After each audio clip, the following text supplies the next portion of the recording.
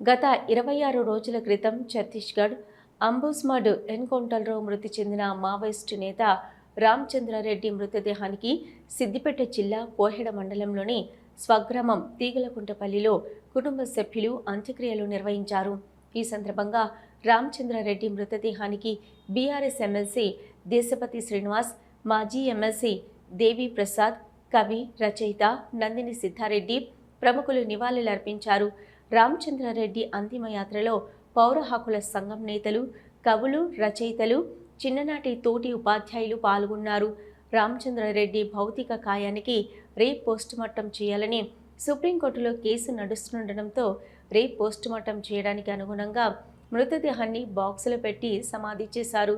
Supreme court rape postmortem చేసేలా తీర్పునివ్వాలని పౌర హక్కుల సంఘం నేతలు, కుటుంబ సభ్యులు వేడుకుంటున్నారు. బూటకప్పి ఎన్కౌంటర్ చేయడం దారుణమని రామచంద్రారెడ్డి భార్య, కుమారుడు ఆరోపించారు.